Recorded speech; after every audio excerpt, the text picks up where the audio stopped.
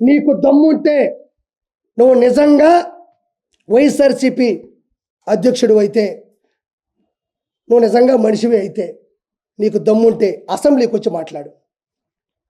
ఎవరన్నా చనిపోతేనో, ఎవరన్నా బాధలో ఉంటేనో అక్కడికి వెళ్ళి చనిపోయినోడేమో వైఎస్ఆర్సీపీ, చంపినోడేమో టీడీపీ అని మాట్లాం కాదు. జగన్మోహన్ రెడ్డికి కలేజా ఉంటే, దమ్ముంటే, ఒంటరిగా గెలిచాను, ఒంటరిగా పోరాడాను, ముగ్గురు వచ్చి నా మీద పడ్డారు అంటున్నాడు కదా. నీకు దమ్ముంటే అసెంబ్లీకి వచ్చి మాట్లాడు. నీ దమ్మేంటో, నీ ధైర్యం ఏంటో అసెంబ్లీలో తేలిపోతుంది. ఎందుకు అసెంబ్లీ నుంచి తప్పించుకుంటున్నావు? నిన్ను ఎవరినో కొట్టారా, ఎవరినో తిట్టారా? నిలదీస్తారు. ఆ రోజు చంద్రబాబు నాయుడు గారి సత్యమణి భువనేశ్వర్ గారిని పట్టుకొని మీ వంశీ మాట్లాడుతూ ఉంటే చక్కగా నవ్వుకోలేదా? జగన్మోహన్ రెడ్డి భువనేశ్వర్ గారిని పట్టుకొని నిండు సభలో అసెంబ్లీ సాక్షిగా వల్లభనేని వంశీ ఒక అతి పెద్ద తప్పుడు మాట మాట్లాడినప్పుడు అందరూ ఖండించారు. వైఎస్ఆర్సీపీలో ఉన్న సామాన్య మనుషులు కూడా ఖండించారు కాబట్టి 11 సీట్లు వచ్చినాయి. నువ్వు ఈరోజు దేనికి భయపడుతున్నావు? వాళ్ళు నీలాగా మీ ఇంట్లో ఆడవాళ్ళని అనరు. 100% మాటిస్తున్నా జగన్మోహన్ రెడ్డి. మీ ఇంట్లో ఉండే ఆడవాళ్ళు కానీ, మీ ఇంట్లో ఉండే పెద్ద మనుషులు కానీ, ఈ కూటమి సభ్యులు ప్రముఖంగా చంద్రబాబు నాయుడు గారు కానీ, మంగళగిరి ఎమ్మెల్యే అయినటువంటి ఐటీ మంత్రి అయినటువంటి ఎవరైతే ఉన్నారో లోకేష్ గారు కానీ, డిప్యూటీ సీఎం పవన్ కళ్యాణ్ గారు కానీ, ఆడవాళ్ళ గురించి అయితే 100% నిండు సభలో తప్పుగా మాట్లాడరు. వాళ్ళు 100% నువ్వు అన్నా కూడా తిరిగి మాట. ఇంకెందుకు భయపడుతున్నావు? ఎందుకు భయపడుతున్నావు అంటే నువ్వు చేసిన అవినీతి, నీకున్న అజ్ఞానం, నువ్వు చేసిన తప్పుడు చేష్టాలు. శ్రీరెడ్డి చేత ప్రత్యేకంగా ఒక ఆడమనిషి చేత బూతులు తిట్టించి తట్టుకొని వర్రా రవీందర్ రెడ్డి అని ఉంటాడు. మీకు చాలామంది తెలియకపోవచ్చు, జనాలకు తెలియాలి. వర్రా రవీందర్ రెడ్డి అని ఒకడు ఉంటాడు. ఆడెవడో కాదు, భారతీ రెడ్డి పర్సనల్ సెక్రటరీ. ఇది చాలామందికి తెలియదు, దయచేసి జనాలు తెలిసేలా చేయండి. వర్రా రవీందర్ రెడ్డి అని ఉంటాడు, వైఎస్ భారతీ రెడ్డి గారి పర్సనల్ సెక్రటరీ, పిఏ. ఆ వ్యక్తి రియల్ టైం గవర్నెన్స్లో ఒక జాబ్ తీసుకొని 80,000 శాలరీ ఇప్పించి, ఆ వ్యక్తి ఫేస్బుక్లో మీరు వెళ్తే అతను ఫేస్బుక్లో పెట్టిన పోస్టులు చూస్తే మీరు అందరూ బిత్తరపోతారు. చాలామందికి తెలియదు అది. నేను అవి చూపిద్దామని కూడా ప్రింట్లు తీసుకొని అవి చదివాలన్నా, ఒకవేళ మీరు తీసి ప్రచురించాలన్నా కూడా మన కళ్ళలో నీళ్ళు తిరిగిపోతాయి. అంత దారుణమైనటువంటి బూతులు. ఒక వైఎస్ భారతీ రెడ్డి గారి పర్సనల్ సెక్రటరీ ఒక చిన్న పదవి తీసుకొని అతను పెట్టిన పోస్టులు కానీ మీరు ఫేస్బుక్లో చూస్తే మనం కళ్ళలో నీళ్లు వస్తాయి. మా అమ్మ సాక్షి, వెంకటేశ్వర సాక్షిగా చెప్తున్నా. నేను వెంకటేశ్వర అన్నానంటే నేను తప్పు చేస్తే నాశనం అయిపోతా, ఆయనలాగా నాశనం అయిపోవాలని ధైర్యం నాకు ఉంది. వర్రా రవీందర్ రెడ్డి అని ప్రజలందరికీ చెప్తున్నా. ఫేస్బుక్లోకి వెళ్ళి మీరు చూస్తే ఆ బూతులు గాన మీరు చూస్తే, మనం మగాళ్ళం కదా, మనం అందరం ఎక్కడో ఇక్కడ కలిసినప్పుడు సరదాగా ఏదో 2-3 అంటాం కదా, మనం అసలు పనికిరాం. ఆ బూతులు చూస్తే మీకు కళ్ళల్లో నీళ్లు ఆగవు. అంత దారుణమైనటువంటి బూతులు. అదే భారతీరెడ్డి పిఏగా ఉన్న ఒక పర్సనల్ సెక్రటరీగా ఉన్న ఒక వర్రా రవీందర్ రెడ్డి ఏమన్నా ఒక ఇంట్లో ఒక పేపర్లో వేశాడా? ఒక ఇంటి ముందు పాంప్లెట్ పంచాడా?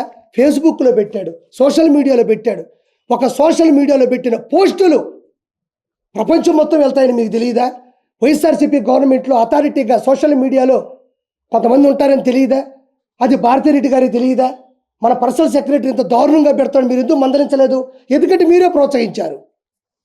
ఎక్కడైనా ఒక పిఏ ఒక పదవి తీసుకుని ప్రత్యేకంగా వర్రా రవీందర్ రెడ్డి అనే ఒక వ్యక్తి బూతుల శ్రీరెడ్డి 5 సంవత్సరాల నుంచి మనం అసలు వినలేము అలాంటి బూతులు. నన్ను కూడా తిట్టింది ఒకసారి, మీరు కూడా చూడొచ్చు. కొవ్వూరు ప్రసన్న కుమార్ రెడ్డి మీద నేను తిరుగుబాటు చేస్తే నన్ను కానీ నా కుటుంబాన్ని కానీ అవి మామూలు బూతులు కాదు. మీరు గవర్నమెంట్లో ఉండి ఒక హోదాలో ఉండి శ్రీరెడ్డిని 4 కేసులు పెడితే మే కేసులు పెట్టమన్నా పెడతాం. అమ్మని చెన్నై నుంచి తీసుకొని రాలేరా? అన్ని బూతులు తిడుతుంటే చెన్నై నుంచి తీసుకునేది ఒక ప్రభుత్వం. అంటే మీరే ప్రోత్సహించారు డబ్బులు ఇచ్చి. బోరుగడ్డ అనిల్ పవన్ కళ్యాణ్ గారి కుటుంబాన్ని తిట్టిన తిట్లు, మన తిట్లను మాత్రం వదిలేయాలి, వాటిని గుర్తు చేసుకోకూడదు. అంత అవమానంగా ఉంటాయి ఆ మాటలు. ఎవరు తిట్టించారు? వాడు ఏమన్నా ఒక పబ్బులో తిట్టాడా? 4 ముందు తిట్టాడా? ఒకటి విని చెప్పడానికి? సోషల్ మీడియాలో చక్కర్లు కొట్టింది అది. ఆ రోజు వైఎస్ జగన్మోహన్ రెడ్డి ఏం చేస్తూ ఉన్నాడు? పంచి ప్రభాకర్ ఆ విధంగా తిడతా ఉంటే ఏం చేస్తూ ఉన్నాడు? మీకు తెలియదమ్మా. కొన్ని కోట్ల రూపాయలు, కొన్ని వేల కోట్ల రూపాయలు జగన్మోహన్ రెడ్డి ఖర్చు పెట్టింది కేవలం సోషల్ మీడియాకే. ఎవరైనా పర్లే, ఇప్పుడు బాబాయ్ కానీ అన్న కానీ ఎవరైనా సరదాగా నాకు చంద్రబాబు గారు అంటే ఇష్టం అంటే చాలు, మీ ఆవిడ ఫోటోలు ఆల్మోస్ట్ ఫేస్బుక్లో లాగేసుకుంటారు. వాళ్ళకి ఎక్కడి నుంచి పూర్తి నగ్నంగా ఉండే ఫోటోలు అతికిచ్చేస్తారు. అంత కొంతమంది సూసైడ్ చేసుకున్నారు, చెప్పలేకపోతున్నారు. కాబట్టి జగన్మోహన్ రెడ్డి పతనానికి రీజన్స్ ఏంటి? నా భయం ఏంటంటే ఓడిపోయారు ఆర్పీ గారు, మనం మాట్లాడక్కర్లేదని నేనేం అంటోలే. ఇక్కడ సమస్య ఏంటంటే ఒక రాజ్యసభ సభ్యుడిగా ఉన్నవాడు ప్రజలకి తీర్పు ఇవ్వాలి, నేనే తప్పు చేయలేదు అని. అతను ఖచ్చితంగా DNA టెస్ట్కి వెళ్ళాలా, లేదంటే అతను తప్పు చేశాడని చెప్పి ఒప్పుకోవాలా. ఒప్పుకుంటే ఏ శిక్ష వేస్తారో నాకు తెలియదు, అంత నాలెడ్జ్ నాకు లేదు. జగన్మోహన్ రెడ్డి 100% ప్రజలు ఆయనకి 40% ఓట్లు వేసా అంటున్నారు. 40% ఓటు నీకేసినప్పుడు 40% ఓట్లు నీకేసినప్పుడు ఆ ప్రజల తరపున అసెంబ్లీకి వచ్చి పోరాడకుండా పులివెందులో గెలిచావు, రాజంపేటలో గెలిచారు, అరకులో గెలిచారు, పాడేరులో గెలిచారు, దర్శిలో గెలిచారు, ఎర్రగొండపాలెంలో గెలిచారు, పొంగనూరులో గెలిచారు, తంబాలపల్లిలో గెలిచారు, మంత్రాల్లో గెలిచారు, ఆలూరులో గెలిచారు. ఈ 11 మంది అసెంబ్లీకి వెళ్ళకుండా పోతే మిమ్మల్ని గెలిపించిన మనుషులు ఏమవ్వాలని ఈరోజు నేను ప్రశ్నిస్తున్నా. 11 మంది కాదయా, ఒక్కరు గెలుస్తారు. ఆ ఒక్కడైనా అసెంబ్లీకి పోయి వాళ్ళ సమస్యలు అక్కడ చెప్పడానికే కదా అసెంబ్లీ ఉంది. మెంబర్ ఆఫ్ లెజిస్లేటివ్ అసెంబ్లీ వీళ్ళందరూ ఎందుకున్నారు? శాసనకర్తలు ఎందుకున్నారు? శాసనసభ్యులు ఎందుకున్నారు? అంటే నువ్వు పోకపోగా 10 మందిని చెడగొట్టి వాళ్ళు ఎంతో కష్టపడి వాళ్ళని నమ్మి 11 నియోజకవర్గాల్లో ఓట్లేసి గెలిచారు వాళ్ళు. ఆ 11 నియోజకవర్గాల్లో ఉండే జనాలు ఈరోజు నమ్ముకున్నారు ఆ 11 మందిని. వాళ్ళు అసెంబ్లీకి పోకపోతే నిన్ను నమ్ముకొని వస్తే ఆ 11 నియోజకవర్గాలు ఏమవ్వాలని ఈరోజు జగన్మోహన్ రెడ్డిని నేను ప్రశ్నిస్తున్నా. నీకు దమ్ముంటే, నీకు ధైర్యం ఉంటే, నీకు కలేజా ఉంటే, నేను ఒక్కడే వచ్చానంటున్నావు కదా, నీకు దమ్ముంటే అసెంబ్లీకి రా. నువ్వు అసెంబ్లీకి రా, నేను మాటిస్తున్నా నా పార్టీ నుంచి. నువ్వు భువనేశ్వర్ గారు అన్నట్టు, రాయపాటి అరుణ గారిని అన్నట్టు, అదేవిధంగా పాపం ఉండవల్లి అనుష గారిని అన్నట్టు, మంగళపూడి అనిత గారిని అన్నట్టు దయచేసి మా ప్రభుత్వం అనదు. మాకు సంస్కారం ఉంది. మేము ఏ రోజు ఆడోళ్ళకు వచ్చి అసభ్యంగా మాట్లాడాలి, అసభ్యంగా చిత్రీకరించలేదు. నీ భయం ఏంటంటే మీ ఆడోళ్ళ జోలికి రాము. ఒకటే మందల రాజకీయంలో నువ్వేం తప్పు చేసావు, నువ్వేమో అగాజ అంటే ఎంత అజ్ఞానంగా ప్రవర్తించావో, ఎంత దారుణాలు చేసావో వాళ్ళు ప్రశ్నిస్తారు. నువ్వు కూడా వచ్చి ప్రశ్నించు. మన 7,000 రూపాయలు పాపం మనందరికి కూడా పింఛన్లు ఇవ్వడం జరిగింది.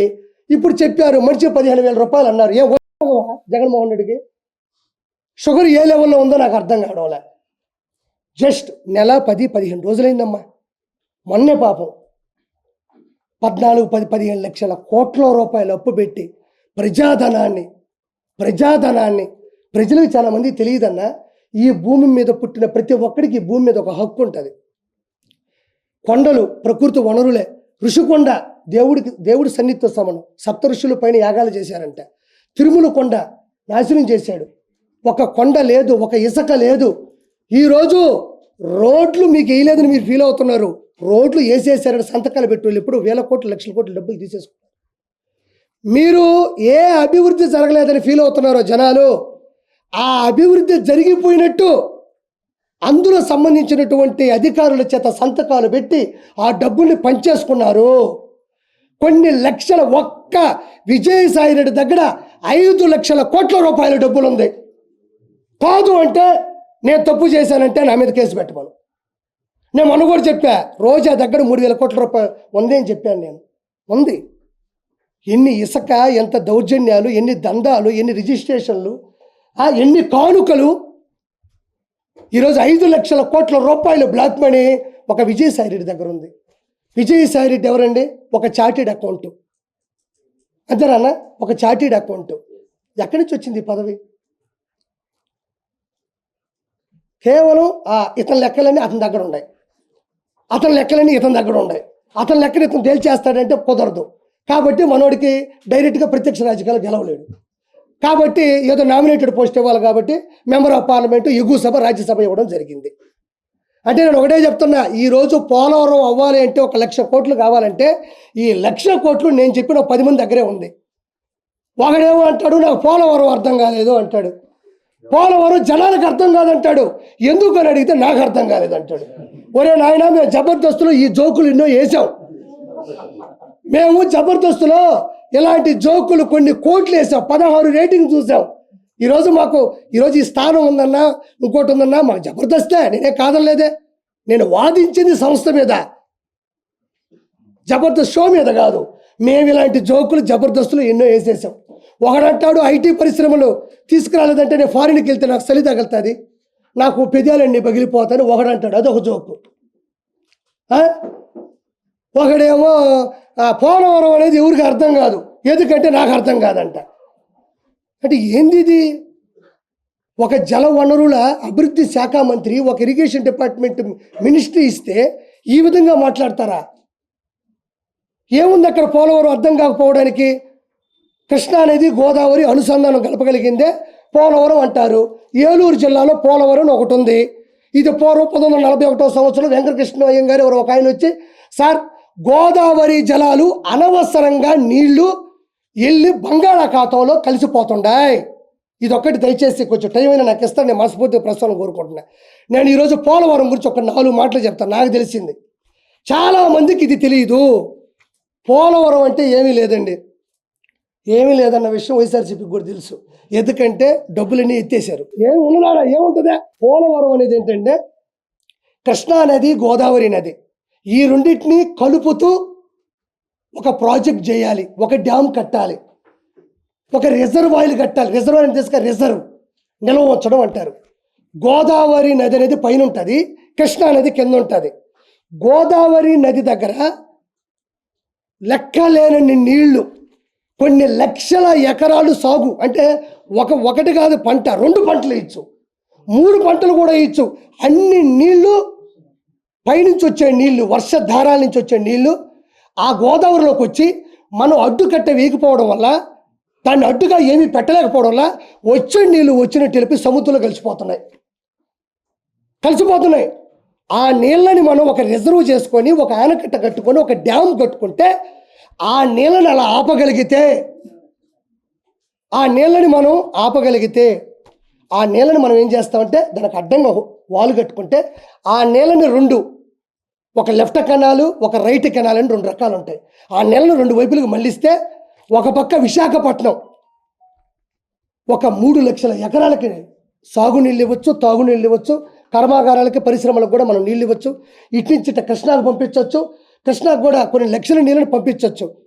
అంటే నీళ్లు ఎక్కువగా ఉన్నటువంటి గోదావరి నుంచి నీళ్లు తక్కువగా ఉండే కృష్ణాలో పంపించి ఆ నీళ్ళని ప్రజలకి పంచడం. కాకపోతే ఇక్కడ సమస్య వచ్చిందంటే, ఇది చిన్న విషయమే కదా, చేయొచ్చు కదంటే ఏమీ లేదండి.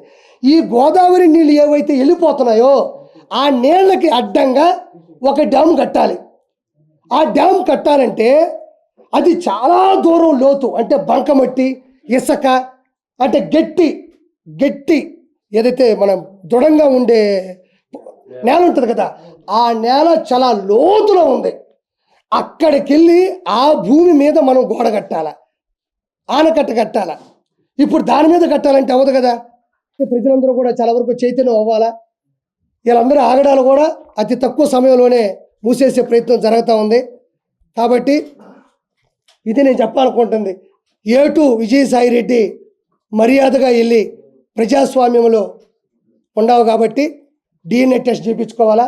రెండోది, అసెంబ్లీకి జగన్మోహన్ రెడ్డి రావాలా. ఇవి 2 రాగలిగితే ఎంతో కొంత మిమ్మల్ని జనాలు విశ్వసిస్తారు. నేను కూడా చెప్తాను, ఈరోజు చెప్తున్నాను నేను ధైర్యంగా, మీరు చేసే ప్రయత్నాలు, మీరు చేసే చేష్టలు ఇదే విధంగా ఉంటే వై నాట్ 175 2 ఇచ్చాడు, 1 మధ్యలో మైనస్ కొడితే 0.